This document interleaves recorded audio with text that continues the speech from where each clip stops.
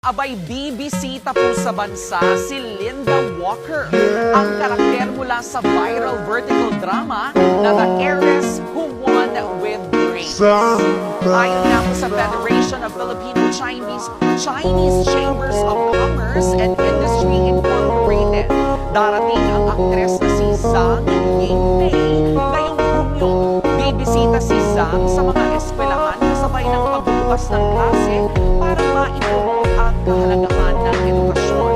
Si Zhang ang gumanap na Linda Walker sa serye na naging inspirasyon online dahil sa kanyang talino at sipag sa pag-aaral. Nakascore pa nga siya ng 719 points sa